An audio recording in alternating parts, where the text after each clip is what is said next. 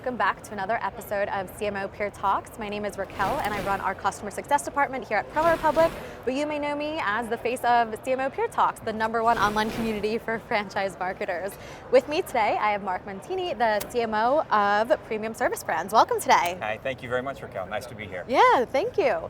We are here talking with franchisors at IFA all about 2023 and how they approach that, because I know we were just talking, we started the year with some rumblings of a recession, and now we're seeing the economy really kind of transform a little bit.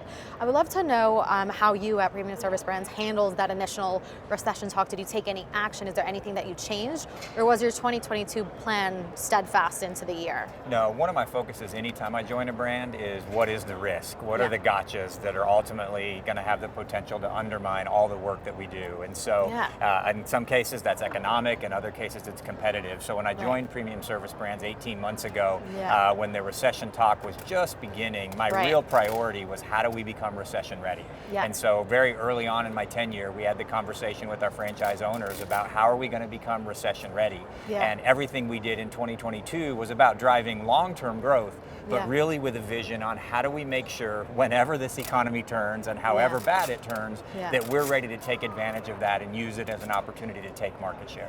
Yeah, I think that's a really great point, is that you want to be transparent with the franchisees. You don't want them to feel scared, you want them to feel supported. So by over communicating that on the front end, they're able to feel the journey that you all are going on together. Yeah, and we were very transparent. We said, we're not economists. We don't know how big it's going to be. We don't know when it's going to be, but we know it's coming. And in the home services industry, which is the industry we're in, we had almost a decade of tailwind. So most of our franchise owners who had come in have never run a home services business with an economic headwind. And so we really wanted to try to change their thinking and get them to begin to think about, maybe I do need to focus on some fundamentals. Maybe I need to look at my business a little bit differently because the environment's going to change. And so we just planted that seed. Then we built the platform and the foundation that we were going to lean into when the headwinds turned. And fortunately, we're in a really good position right now. And I hate to say it, excited's probably the wrong word, but we're ready. And when the recession comes, we're going to use it to take market share. Awesome. That's really great to see that you have the preparedness and you're ready to execute on the plan. What were some things that you doubled down on, if you wouldn't mind me asking? Yeah, so really the fundamentals. You know, when you have the strong tailwind, it's easy to lose sight of the fundamentals because everything works. One of the analogies that I've always used is we went through a period of time where if you threw money out the window, more money blew back in. And so when that happens, you forget about the fundamentals. What are the things you need to do to be able to grind? What are the things you need to be able to do to go out and fight at the local level and at the street level to be able to win business? And so we really went in and said, all right, are our platforms from a digital perspective as well as from a traditional and local perspective, are our platforms prepared to go out and win at the street level? And we found out where the gaps were and we filled those. And then we really leaned into what are the fundamental things that our franchise owners need to do in order to drive business almost in a worst case scenario. We're not planning for a worst case scenario, but what are those fundamentals that will guarantee we can weather the recession and hopefully create some opportunity to use it to grab market share? Absolutely. And when we're talking about planning, there's obviously what we're doing heads down, manually thinking. Can you talk a little bit about any technology that you've incorporated into planning or anything that has helped you when you're looking at how to, #1, take market share as your goal is, but #2, how to be prepared given any ebb and flows that there are? Yeah, so a lot of it obviously being technology driven is integrations. So you know, when you look at what I like to call our marketing stack, it's kind of a MarTech stack really. But when I look at all the different pieces that we put in place, you create inefficiency the bigger and more robust your stack becomes if you don't have the integration. So a lot of what we started with were what are the best-in-class tools for us? They may not be the best-in-class tool in the industry, but they were the best-in-class tool for us. And a big piece of that was how could we integrate it with other tools that we use to simplify the execution for our franchise owners, make it more efficient for us to be able to support them, and at the end of the day, collect the data that we need more easily to close the loop in this multi-channel journey that consumers are going on. So instead of just saying what's our email open rate or what is our click-through rate, we're able to get a picture of how it all fits together to impact that customer journey all the way to the buying decision. Yeah, I think that's a really great point in that I think customer journey is that first step that is the basic fundamental. Once that's planned, then you can add the tech on top of that to really help automate and help navigate that for everyone. Are there any tools that you've invested in that are at the franchisor level that you're sharing with franchisees, or is there any data sharing happening? So yeah, there's been a couple tools which, at the risk of being a little dramatic, have kind of been game changers for us. We love it. We want to hear it. This is what we're here for. One of them is the Rallyo social media platform. Yeah. So it's almost impossible to be able to manage content, organic content, socially, especially when you have a distributed environment that we operate in franchising. And so a lot of good solutions out there. We met with all of them, ultimately chose Rallyo. They were a great partner from a platform perspective, a great partner from a strategic perspective. We rolled it out to our franchise owners. Frankly, Rallyo took leadership in that, and our franchise owners responded. We were very happy. Our franchise owners vote every year on the vendor of the year, and they chose Rallyo, so we were really excited for that. The Emma email platform is another one. Again, it's a great example of they're going to be mad at me when they hear me say this, they may not be considered best in class in the industry, but they were best in class for us, and I think probably best in class for franchising. And so while we may have to give up some of the more sexy features of other platforms, they were perfect for us and have been a really good partner. We started to work a little bit with Eulerity, which is a digital marketing platform. Our digital agency, Choice Local, that we brought in, they use technology as well, and we were able to stitch all of that together, both from an integration perspective, but also from a strategic perspective, to make it easier for our franchisees to understand what it is we wanted them to do to drive that customer journey, and then make it easier for them to execute and ultimately us to measure the effectiveness it has. That's fantastic. And I think you raised a really important point in that there are so many tools out there, right? We're at IFA right now, and we're, the boost as long as the eye can see. And I think choosing one that really works for your system, that is tailored to what you need, and if you identify that it may not be the number one on the market, or that's all in parentheses because everything is great, or in quotes rather. But choosing something that works for you and will long-term work is really important. How did you identify those factors that we need? Of course, there's everything that you can do. How did you identify what you wanted to quantify with a tool? Yeah, well, the first thing goes back to what you said earlier, which was customer journey. One of the very first things we did is said, what is the journey that our customers are going on to go from the selection all the way to the transaction? And what do we need to do to be relevant at relevant times in relevant ways in that customer journey? And so once we understood what that was, we developed what we wanted our stack to look like, and then we went out and found partners. And I think you hit on a really good point that I really lean into as well. When you look at just about everything that we leverage partners for, there's a ton of good solutions. So whether it's technology solutions, there's great providers that do the same thing that Rallyo does. When you look at digital agencies, there's phenomenal digital agencies. And so it's not a matter of who is the best, it's who's the best for us. And so I really look at who's the culture fit. Who are the people that are going to embrace our strategy? Who are the ones that say, we want to innovate in that area, and we can be the driver of that innovation to strengthen the partnership. So best in class is important, but best for us is really what I'm after. Yeah, I definitely empathize with that. So within, obviously, you came in 18 months ago, and I think joining a system, you have the benefit of having the outside looking in. Were there anything that immediately you were like, okay, I want to change this right away, or was there anything that you saw that was doing really well that you extended further? Yeah, for me it was all about scalability. So when I came in, our organization culturally is very entrepreneurial. It's had very fast growth through both organic means as well as acquisitions.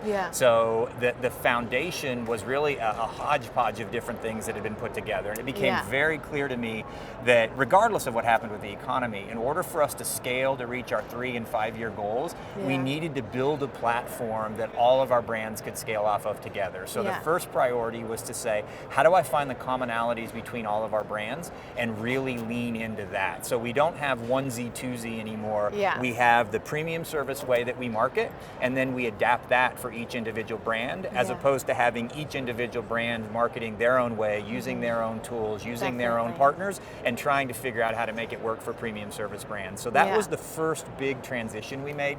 Fantastic. And we're really starting to see some incredible dividends, especially now that we're able to unlock learnings from one brand that can be applied to another brand, because it's a shared platform, shared data, shared KPIs.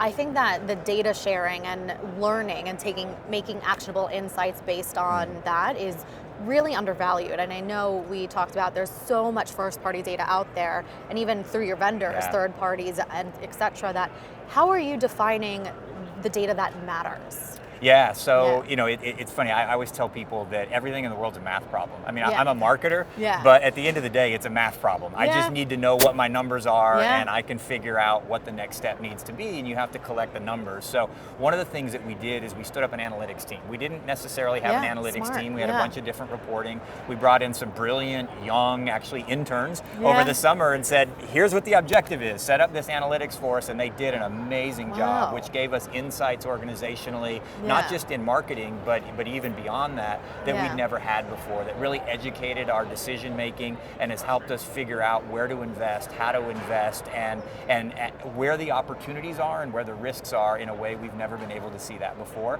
That's fantastic. We also identified what we called our success metrics. So for us, we had 3 pillars, which were more generic. It was successful, sustainable, and satisfied. So we judge our success by, are our franchise owners successful?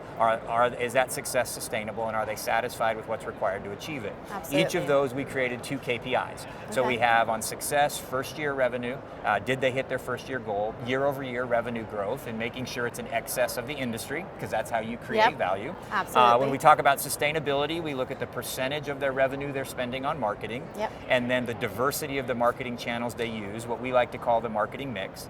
And then on the satisfaction side, we look at adoption. So we now track adoption of all of our programs, because if franchisees are adopting it, it's a reasonable indication they like it. And then we actually rolled out NPS just for marketing. So twice a year we ask our franchise owners, based on your experience with premium service brands marketing programs, would you recommend them to other franchise owners? And those are the 6 KPIs at a very macro level that we've built our team around trying to drive, and they've done a phenomenal job driving results in those areas. Yeah, that's fantastic. I think, within the CMO Peer Talks community, we're all about sharing knowledge that someone at another franchise might need help with, and you just fully transparently shared with what was successful for you and how you built that up.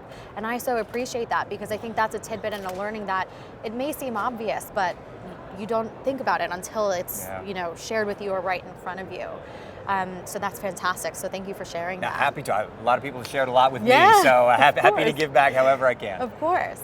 And taking on a new role is always challenging. And I would love to find out, for all of the other CMOs out there or future CMOs, how you strike this balance. How do you carve out time for yourself? How do you segment even your day, week, month? I would love to understand that as well. Well, so I'm kind of one of those that's wired. I love to work, but what I really love more is to win.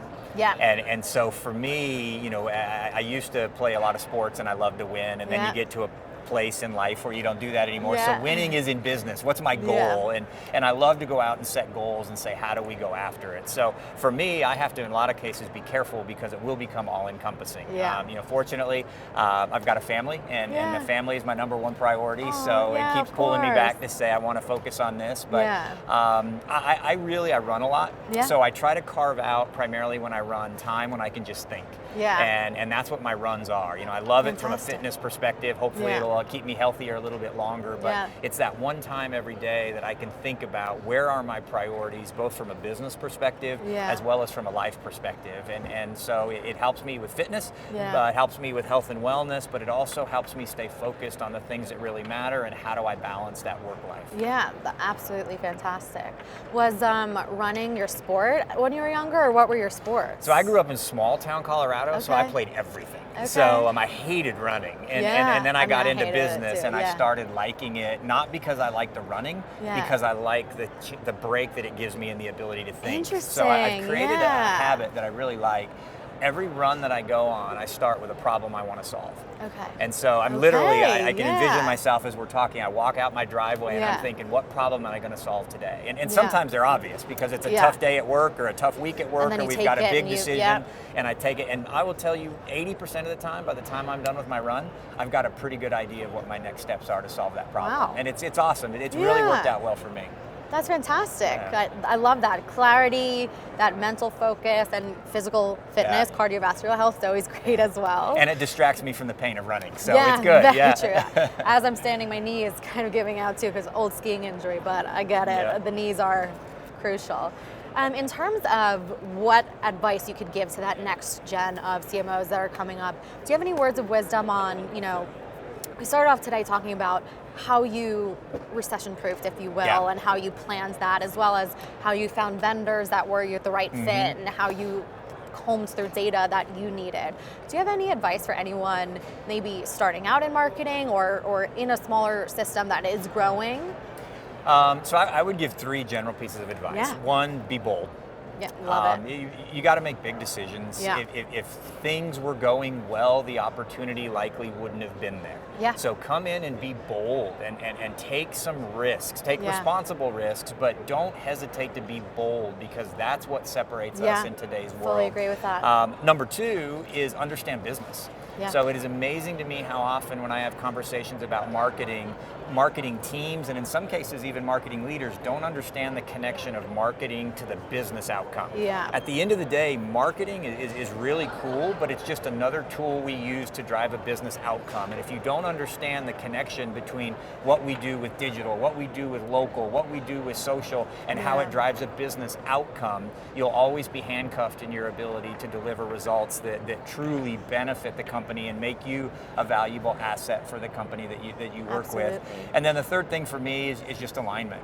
My team is laughing when they watch this because everybody makes fun of me because all I talk about is alignment. But at the end of the day, I believe a big role of the marketing leader in an organization is communicating in a way that aligns the entire team around what the objectives are for the business so that everybody can row in the same direction, to use Patrick Lencioni's favorite quote, and that really allows us to move faster. And when we can move faster, we can do more, we can try more, we can be more bold, and I honestly believe that's the secret of success moving forward in business, is the businesses that move fastest will be the ones that will win, not necessarily the ones that are the smartest or the most capitalized.